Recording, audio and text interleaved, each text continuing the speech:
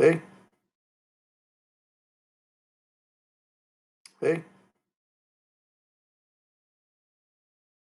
hey, hey, hey, I see Kimmy queuing hey. up like she's talking, but I don't hear her. I see Kimmy queuing up like I she's talking, have but I don't hear talked, her. and neither of them I have said see anything to me. Kimmy queuing up like I she's so I talking, don't but I know don't because hear they're her. pissed off at I me see or they're not really there. Kimmy queuing up like she's So I talking, don't but I know don't because hear they're her. pissed off at me or Or they're not both. really.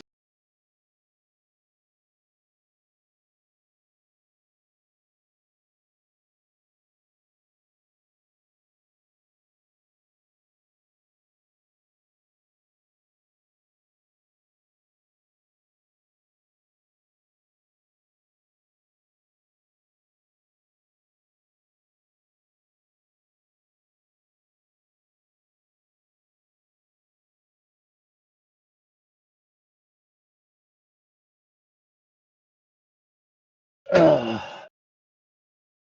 So Goldwyn may not be on tonight. Ugh. So I will, make any decisions for him. Goldwyn may not be on tonight. Ugh. So I will, make any decisions.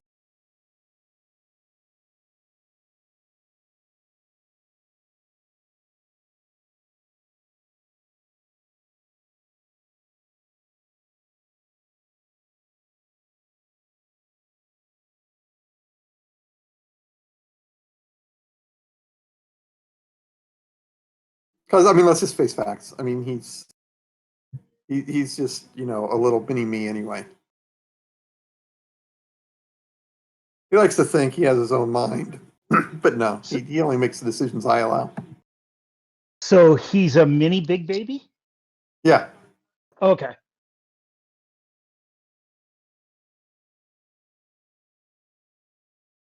I keep trying to teach my daughter to be as much of an asshole as I am, but she just doesn't have it in her. Conclusion, she's not really my daughter. No, sometimes when I'm talking with Goldwyn, it hits me and I go, I really do sound annoying, don't I?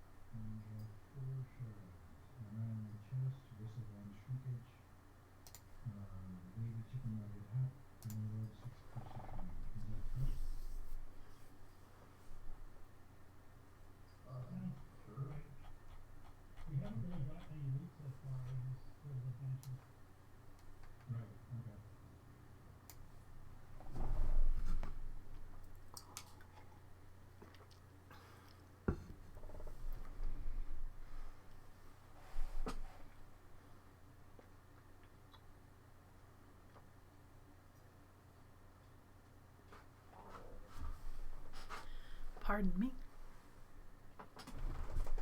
So we all about ready to start?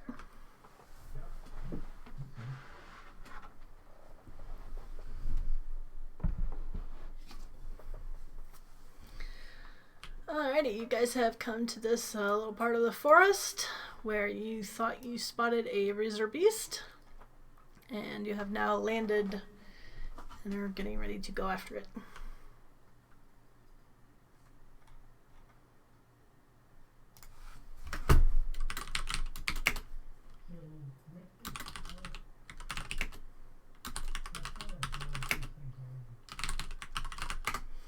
You landed.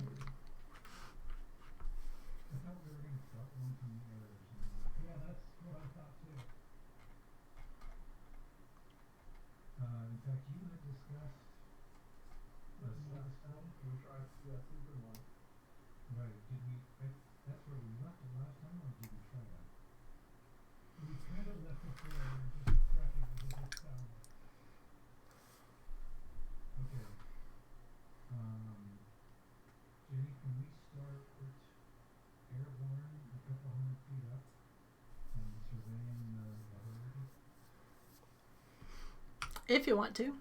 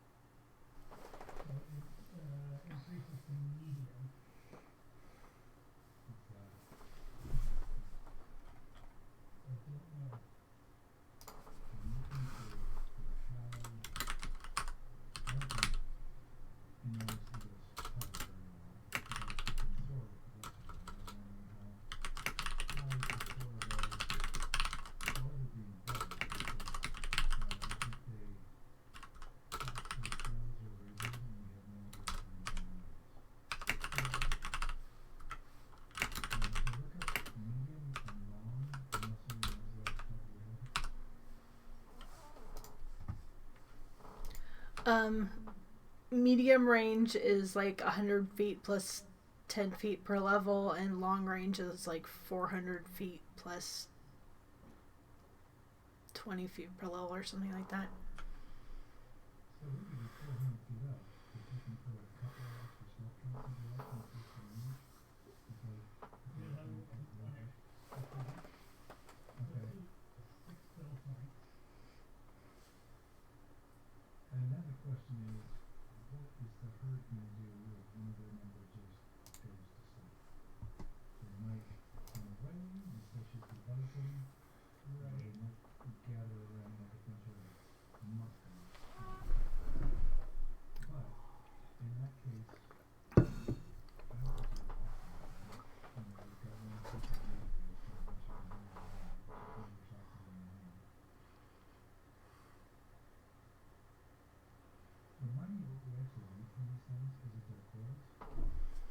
You need two things. Forester, you met wants a skin, and you need the quills for the mechanic.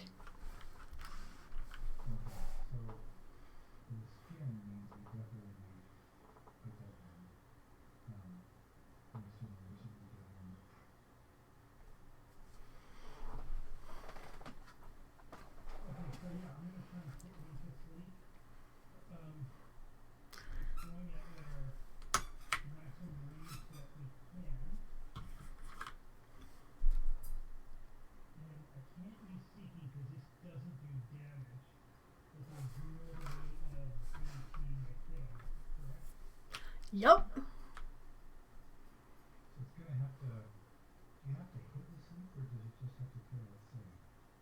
It depends on how you set the spell up.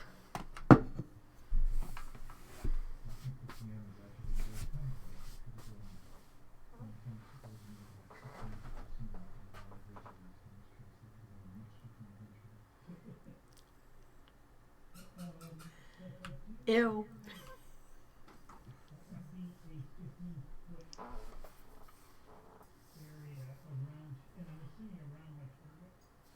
No, cones start from you and go out.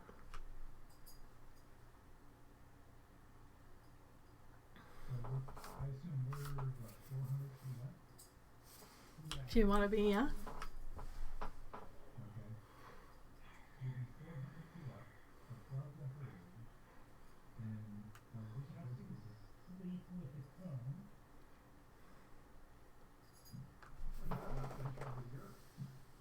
Yeah, pretty much. That's like 3 spell points. And then I will add the other 5. So Okay. A cone starts from you and goes out. So if you cast a cone, it's going to be like 30 feet long. The cone doesn't start at the target. It starts directly in front of you. Always. okay, so how does that work when I increase the range? Cones have their own thing for if you want a bigger cone, it costs based on the cone thing. Do we have to worry about hitting Ricky since we're on his back, or are we on? You can just single target it. You don't have to do an area of effect if you're only aiming for one critter. I don't think we want an area effect because we don't want to KO the herd late in the turn. So I think we want one target, which is what it starts at, right? Yeah, so we'll do the target, medium range, and then I'll add the other 6 points to increase my DC by 12. If I'm reading this correctly, increased range and cone environment effects are exclusive. So the range increases to medium, then long. Cone environment effects have their own ranges built in. So that's the difference between long range. If I get a long range single fire spell for an extra 2 spell points, right? Yeah. Okay. And then 5 spell points. Well, no, because I just used a long range for attack. Right. No reason to add anything else. So right. The range, increased range is +1 per category. So first goes to medium. So then medium to long is +2. Yeah, but we don't need that now. I want to go long just so we can get up at 400 feet.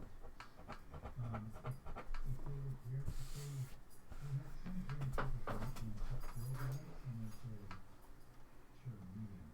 But we have no. The issue that I've had with going much beyond 400 feet is trying to hit a target like that. Because I have no way of anti-airing my strike. Jenny, what are your thoughts? You only have to make an attack roll to hit with a spell if you pick the attack roll modifier. Otherwise, it just gets a saving throw. Okay, so it's going to automatically get from 400 feet. If I was going to keep up on it, but then it's an extra DC 10 into the remaining points.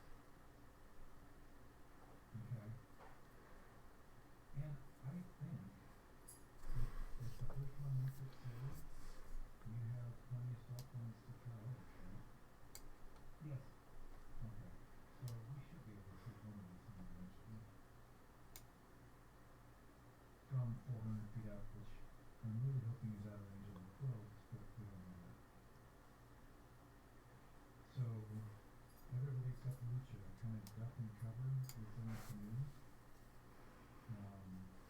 And if they actually can fire this ball, we can hopefully some hero points to help them save and If you want to cast a spell from the canoe dangling from a gargantuan flying creature, you're going to need to make a concentration check.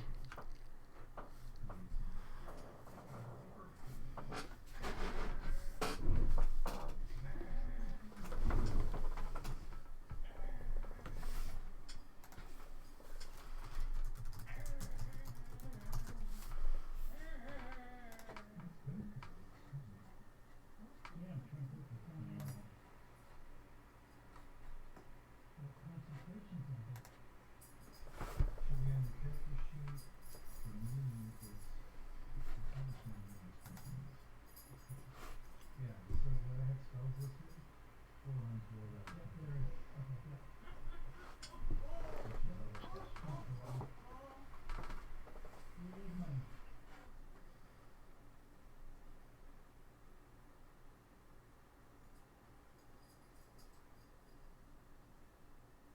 That should be sufficient. So I take it you're targeting this razor beast out here, the one that you saw? Yes.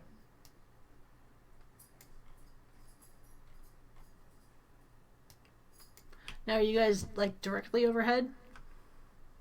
Kind of. Again, I can't cover. So essentially, I will be soaring, gliding.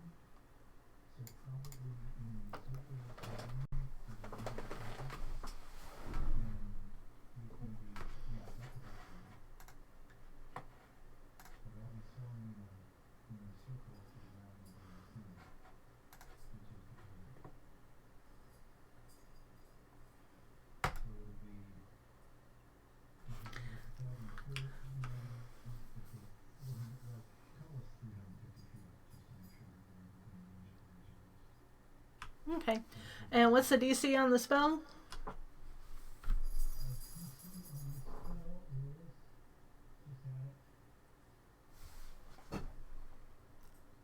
just had it, just says saving throw and roll negate. No, Yeah. it's your, it's 10 plus half your level plus your casting spell. Actually forgot how to look stuff up.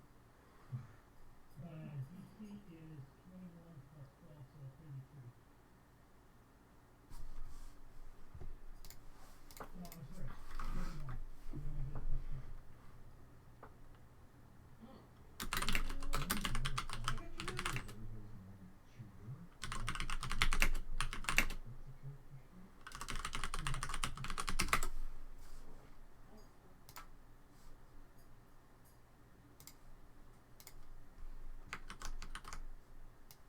Other razor beasts in the area, and what do they do?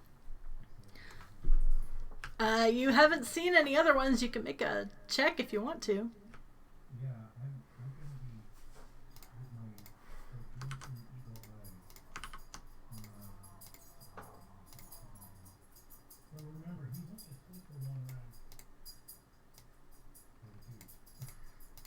Or 2. You. No. Spend another spell point or 2 to extend the duration. I used 2 spell points in the DC, so I'd have to cast it again. Okay, we're gonna cast it again. There's 1 round of duration. It needs to be enough for us to basically survey the area to make sure that it's safe for us to win, and then we go attack. So I'm guessing that's a few rounds. Well, okay, so duration modifier on offensive spells. Is it really just 1 round? It's. No, the basic is supposed to be 1 round. You have to increase the duration if you want it to last. So it's plus 3 I think plus 3 would get you to rounds per caster level, which in our case would be 8 rounds, which I think would be enough. Yeah. So you gotta spend rounds per caster. And all of this needs to stick between 8 spell points because that's the magic percent. So you have, how much is the basic spell? 1, 2, plus, so I can go plus 6 on the DC. Right. Because you're spending 3 on the duration and 2 on the range. Right. Okay. So this should last 8 rounds, Jim, if that's okay. Do you want us to do it later on? No, that's fine. Okay. So, I was looking up in perception. Yeah, if you want to look around for other razor beasts or anything threatening, you roll perception. I'm gonna look very carefully at the 17. Do I get my eagle eye bonus now? Yes. And just look at my nature. 18. It's a 40 to see if there's other razor beasts in the area.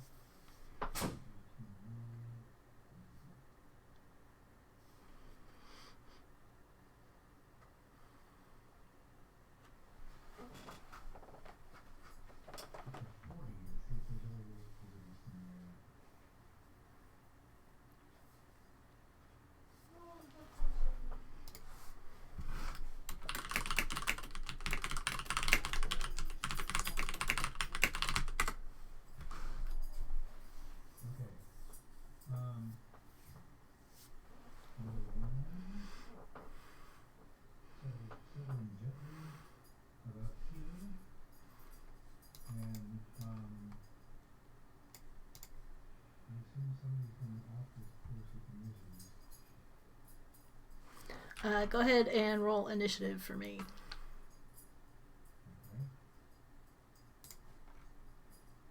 Sorry, that should be a 38. Is that none? No. Okay. Everybody roll initiative? Yep.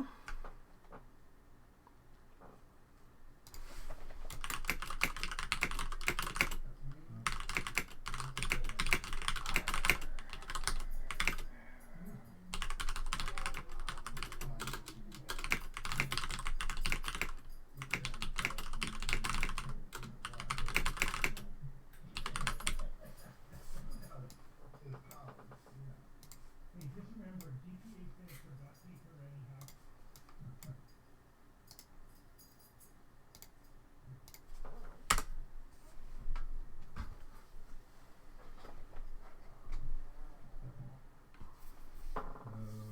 sword off, sugar on. And one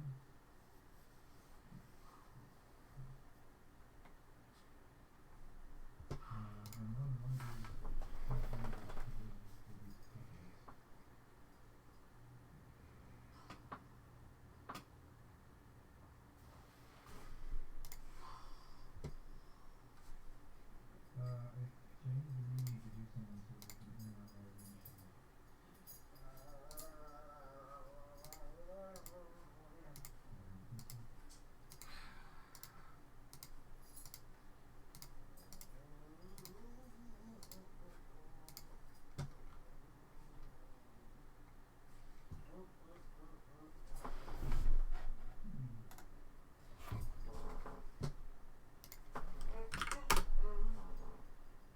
If James and you need to do something so we can interrupt our initiative. Sort of a typical razor beast litter. It's gonna be a survival check. That's what we're doing.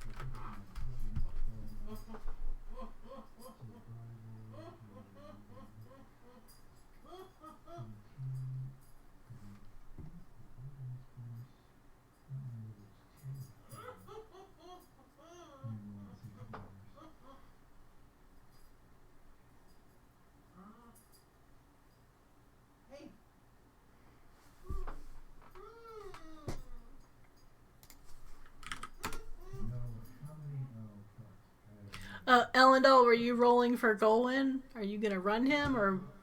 The first one was me, the second one was Golden.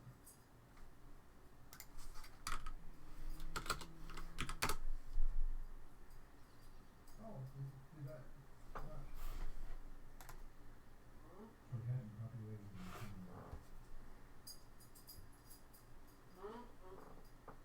You have me at 0, but I rolled a 10. How do you getting 26 on that? He says with great suspicion. A 1 die 20 plus 1 modifier. You got a roll 16. Nice. Oh yeah, so Golden's modifier is probably not. I don't know what his modifier would be.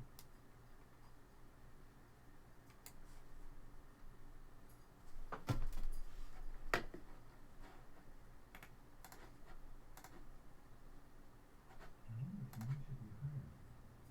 Says +2 here. Is it just your dex?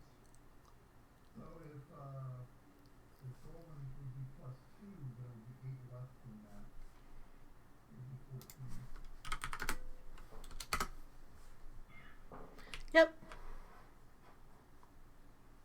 Yes, it's just plus dex plus any initiative bonuses you have, like improved initiative.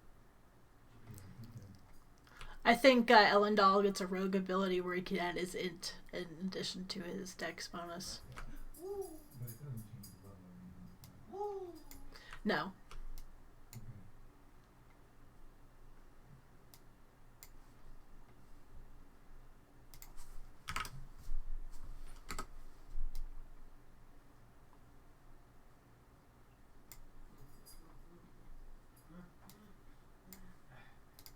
You guys, I seriously don't know what to do with these pets. It's just been new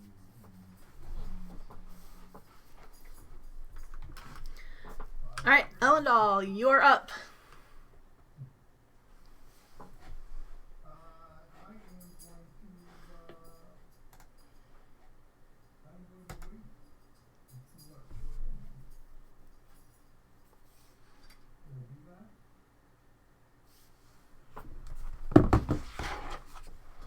Sure.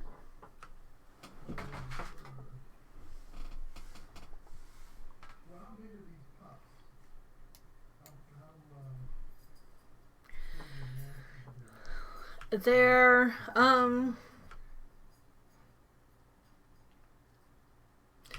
They're roughly the size of I'm trying to think.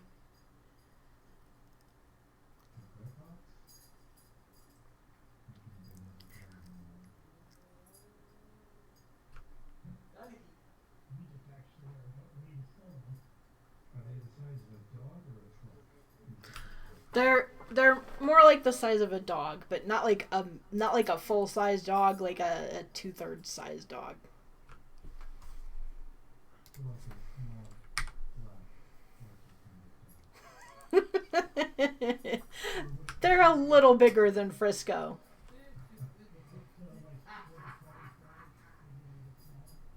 Yeah. It's very unlikely these things are a threat. So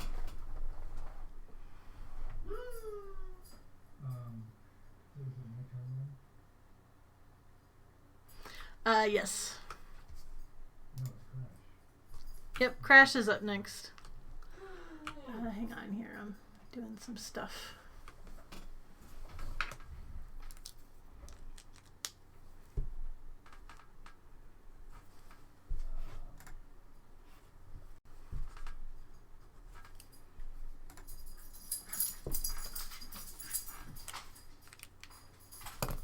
Okay, Crash, go ahead and go. Alright.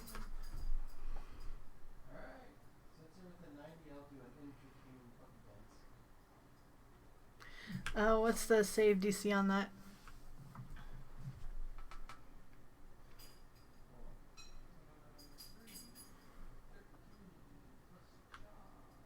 Hold on. 3, 13, plus jaw, 21.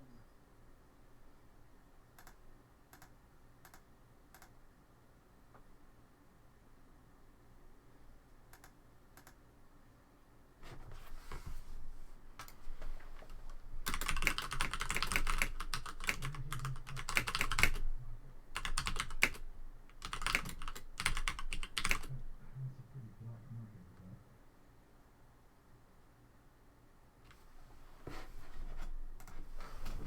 So you're trying to approximate that? Yeah. But if it worked on all of them,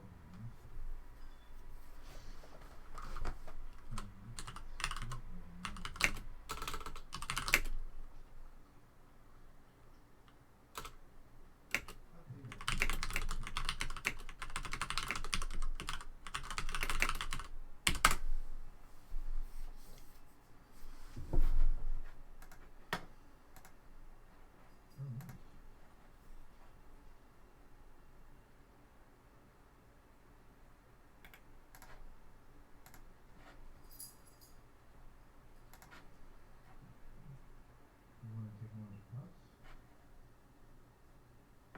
That's the questions I ask. Yeah. So, the equipment my whole life is So I'll ask my questions and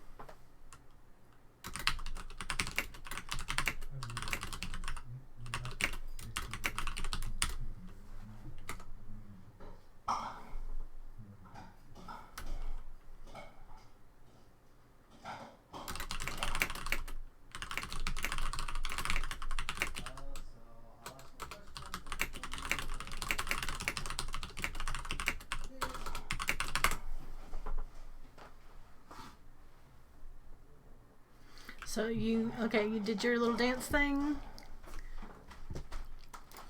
So listen, this is up.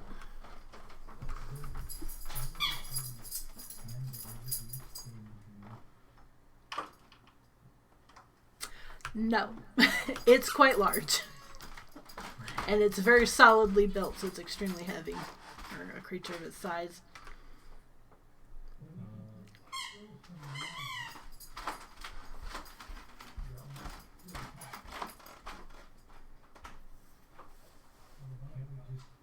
we just take the mama? First of all, can I tell her this is the mama? Roll a perception check. Or survival, whichever one you prefer.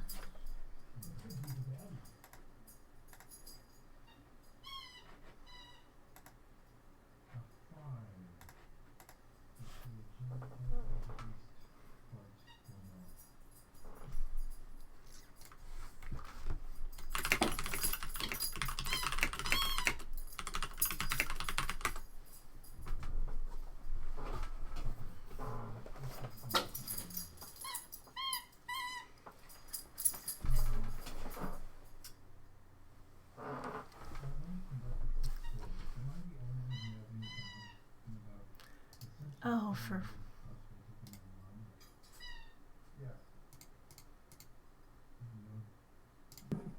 Harold, you're okay.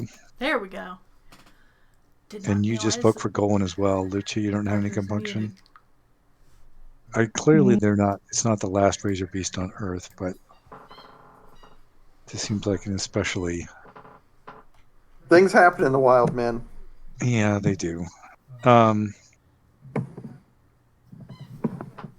Yeah, and my only compunction is you know, are the pups worth something that we can, you know, put them to sleep, tie them up, throw them in the canoe, and just take the hide off Mama and Or deposit domesticate them and have someplace a where we can giant sell 'em. pack of Razor Beast pups at our beck and call. I'm going to wild empathy and try and essentially lull to quiescence all of them, but of course what I really need is the one who's not fascinated. My wild empathy is 24. So wild empathy says improves attitude. What can I actually do with it in this case? It kind of Especially- depends on how well you can communicate with them. I can't because they're magical beasts. In fact, but you I think can I have still, a like, use body language and stuff. Okay. Basically, in this case, it'll mean that they won't, like, attack you or try to run away from you if you try to approach them. Okay. Do I get a -4 because they're not actually animals?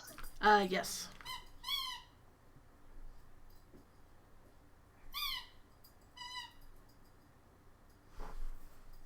$33.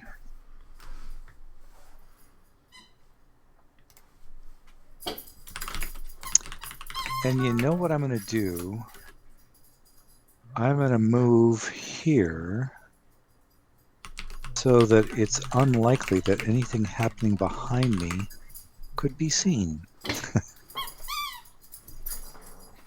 So whatever happens to the mama razor beast will be out of view of the pups.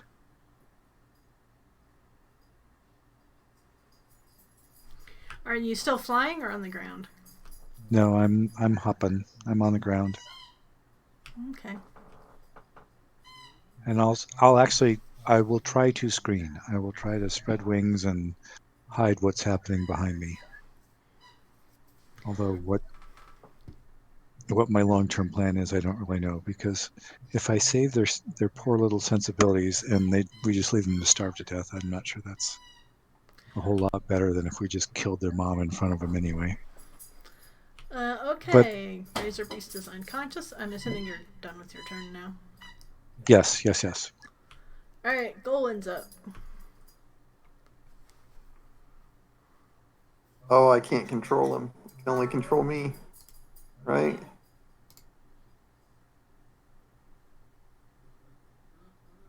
Yeah. Have Golwyn move up to here.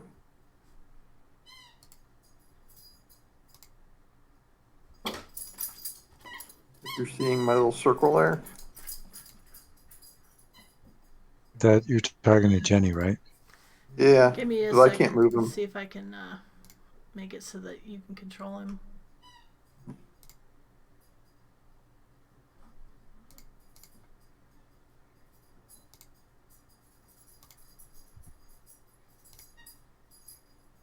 right, try now.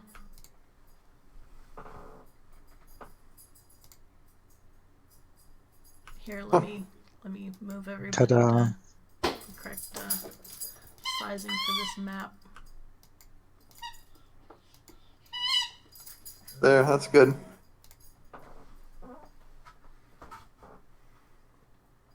And then, gosh, I suppose he could do the coup de grace. Although it would be a little messier than the way I would do it, because I would slit its throat. He's just going to have to bash its head.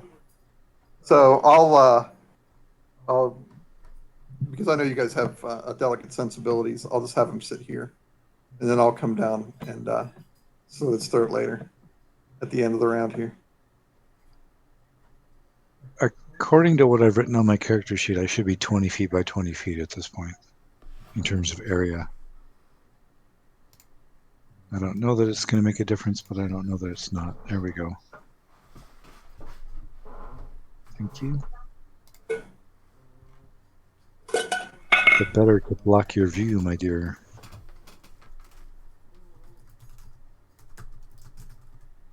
So Golwyn just moves? Yep. Okay. Who? I assume somebody's going to actually kill this thing before it wakes up. I'm going to slit its throat. Okay. He doesn't have a slit thing. He's got a bash thing. We can always count on Elendil. According to the rules here, coup de grace is a full round action, so it takes 3 full actions. So he couldn't move and coup de grace at the same time anyway. Okay.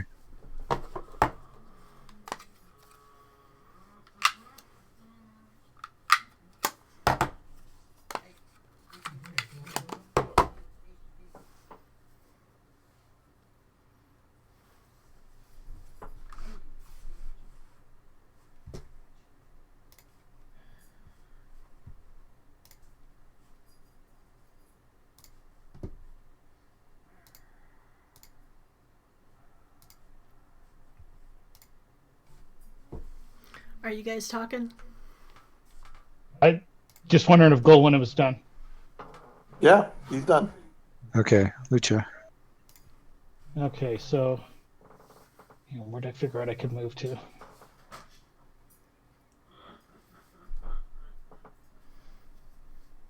No, you're gonna block the way though.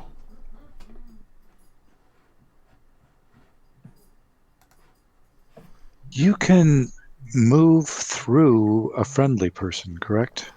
Yes. Yeah, but I can't cast through a friendly person. Yes, you can. Really? Oh, can I? Yeah, as long as you're not having to make an attack roll, yeah, you can cast around people, no problem. Is it Okay, something where you so- have to have a view of whatever it is? Yeah, I mean, you still have to be able to see your target. Yeah, so that may be an issue.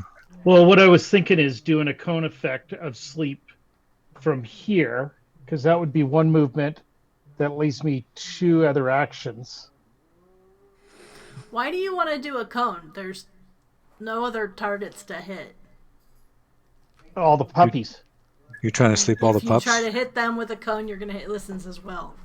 Right, that's exactly what I was saying. I can't cast through him. But I'll bet you could do a burst. I had this. Or I could just move to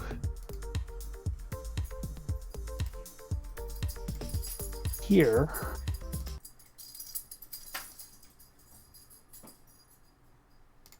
And then have it so the cone goes out kind of like that next round. You might want to burst anyway so that you can put it in the middle of them and not get me. Or for 1 extra point per target, you can just target all of them for the cost of, how many are there? 1, 2, 3, 4, 5, 6, 7.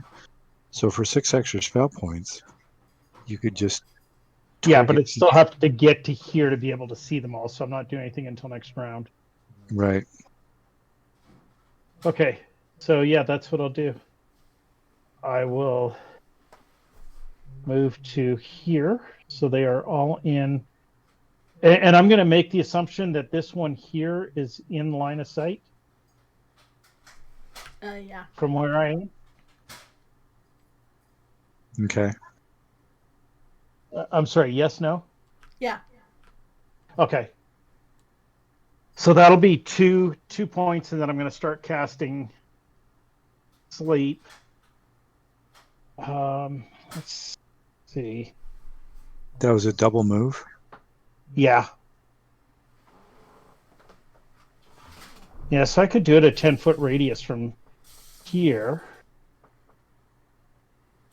at the beginning of my next turn and catch them all. Very good. Then they'll be fascinated, wild empathied, and slept. Make sure to extend the duration so it doesn't just last one round. Yep, that's exactly what I'm looking at. So, okay, that's it for my turn.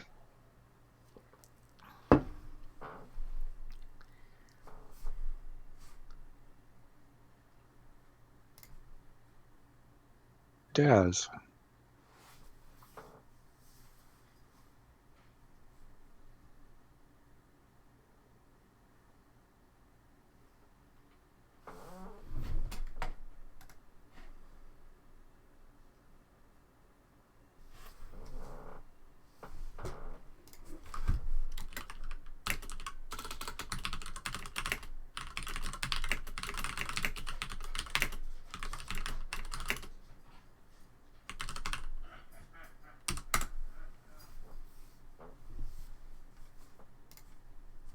Elendal, you're up.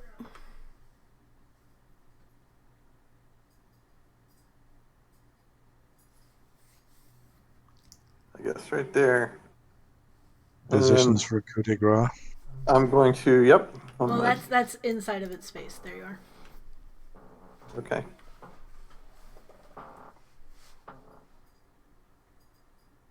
And next round, I will do the old coup de grace. Well, you were holding action. We could say that you moved up the previous round, and you can do your coup de grace now. Okay. So I will do my coup de grace. Do I need to roll for that at all? There's special rules on Basically, coup. you don't need to roll to hit, but you do need to roll damage. But the damage is... And you get your sneak attack as a part of that. Okay. Am I recalling correctly that there are special rules for coup de grace? Yeah, basically in Pathfinder, you automatically hit and score a crit. If the defender survives the damage, they must make a fort save, DC 10 plus damage dealt or die. A rogue also gets their sneak attack damage against a helpless opponent when delivering a coup de grace. It provokes attacks of opportunity. You can't deliver a coup de grace against a creature that's immune to crits. You can deliver a coup de grace against a creature with total concealment. Well, that's good to know. So basically, Elendal should always do our coup de grace since he gets the sneak attack damage. Yeah. I don't know again why this is doing 2, so really only the first one would be it.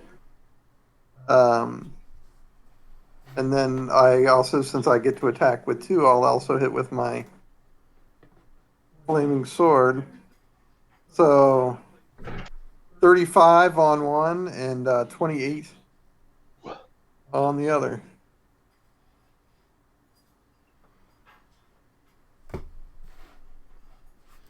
It doesn't say anything about doing multiple attacks, but you do basically slit its throat and it expires. Okie doke. So we need skin and whatnot. Skin and Now? quills. And I need Elendal to roll a reflex save.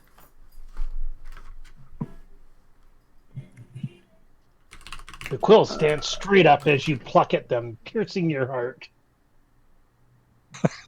Oh, that can't happen to Elendal. You have to have one. Do I just use Dex for a reflex save? Or is there an actual reflex save? Roll your reflex save. Oh, there it is. Reflex. Yeah. Got it. I found it.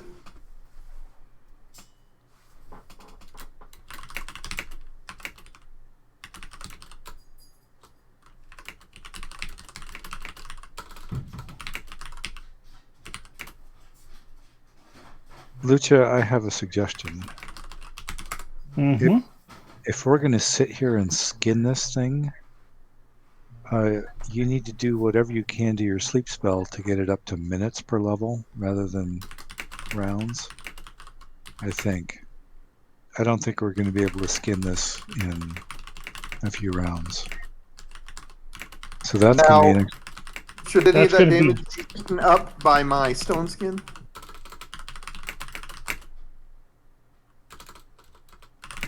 I don't think it really is going to matter, but Actually, I don't think you can do that because +3 gets you to rounds per caster level. Yeah, you could. +6 would get you to minutes per caster level. Plus So one that for would the be 8 spell. minutes. Plus Right, one, but 7. then I also have to figure out enough to well,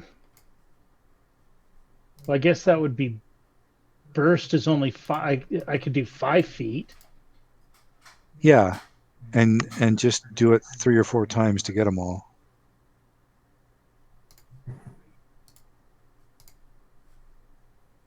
Yeah, so it looks to me the way things are laid out, you could do minutes per level with a 5-foot burst and get them all in 3 or 4 spells.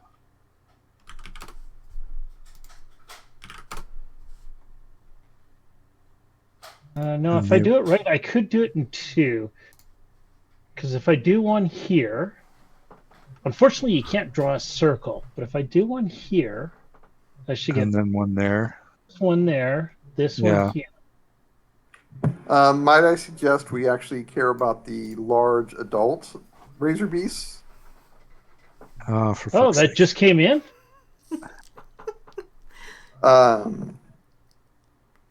Once Did I the- not see those or were they not there? They were hiding in the bushes with their incredibly high stealth and camouflage. Okay.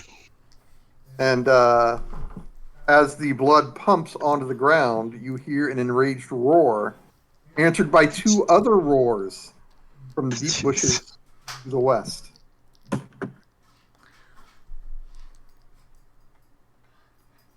Well, dang. I thought I was overconfident in my ability to see them. So maybe stop worrying about the pups. Yep. That don't even have any quills yet. We can see 3 so far, Jenny. Yes. We've heard 3. Well, we can see 3 on the map. Well, yeah. I don't know if the other one is undercover, but we have definitely heard 3.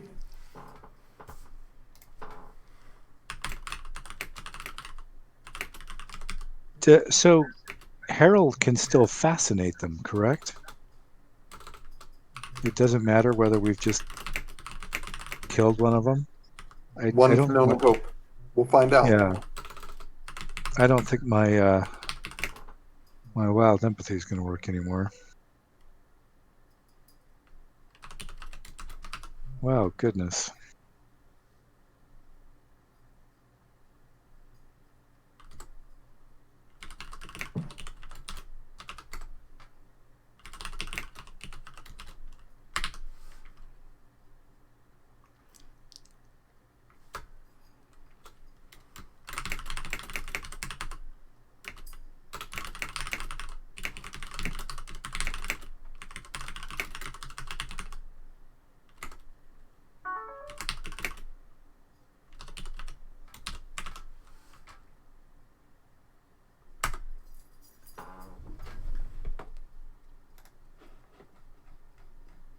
All right, so do 10 points of each of the first 2 get eaten up by my stone skin?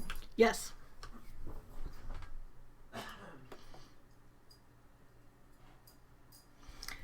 Your stone skin also eats part of the injury damage.